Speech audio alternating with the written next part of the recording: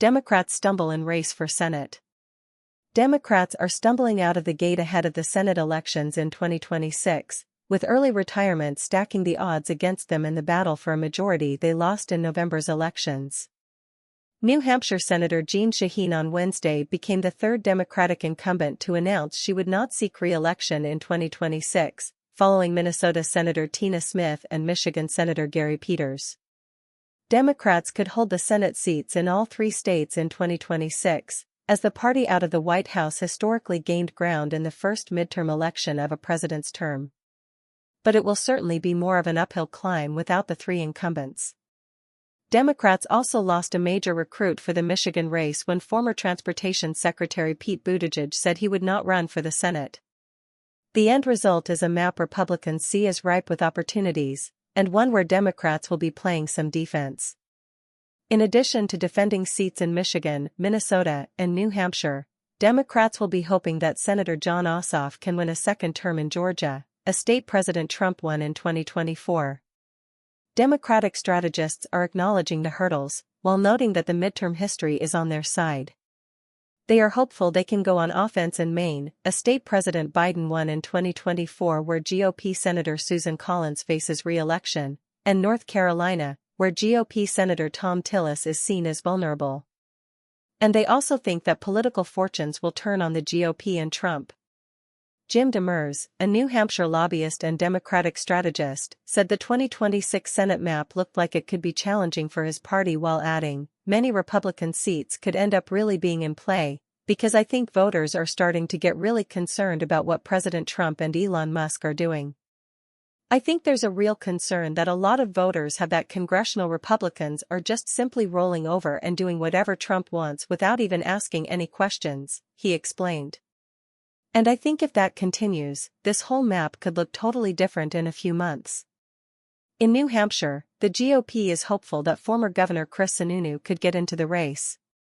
The Republican told the Washington Times on Tuesday that he was keeping the door open to a run for Shaheen's seat after previously saying he had no intention of running for the Senate. I have not ruled it out completely, but folks in Washington have asked me to think about it and to consider it, and that is just kind of where I am, he told the news outlet.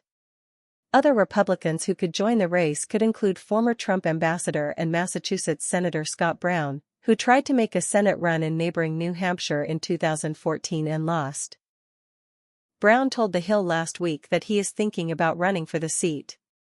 His challenge could be convincing New Hampshire voters he is one of them, though he's been living in the Granite State for some time, his time representing Massachusetts hangs over him. He's always been seen as having this Massachusetts style of politics that hasn't quite resonated with the grassroots, said Matt Mowers, a New Hampshire Republican strategist and former congressional candidate. Brown also broke with Trump in 2021 following the January 6 attacks on the Capitol, saying the president absolutely bears responsibility for the attack. There's so much skepticism of him from the base, Mowers said.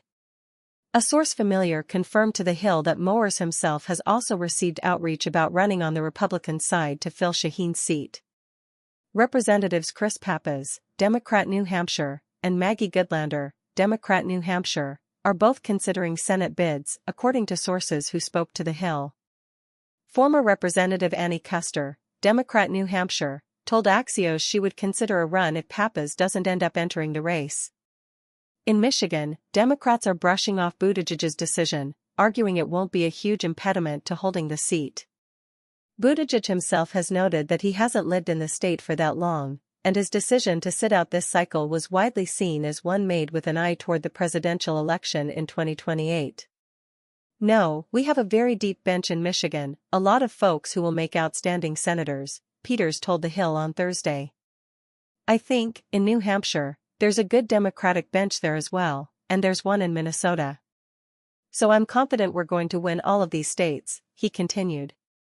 Minnesota has been a reliably blue state for Democrats in presidential elections, and it hasn't elected a GOP senator since 2002. David Bergstein, a spokesperson for the Senate Democrats' campaign arm, also suggested there were pickup opportunities for the party given the midterm environment. This Senate map is ripe with offensive opportunities Democrats can take advantage of, particularly as the midterm backlash builds against Republicans, he said in a statement. Open seats in states the GOP hasn't won in decades don't change the fundamentals of the cycle. Republicans have more seats to defend, and they're doing it in a hostile political environment. Copyright 2025 Nexstar Media Incorporated. All rights reserved. This material may not be published, broadcast, rewritten, or redistributed.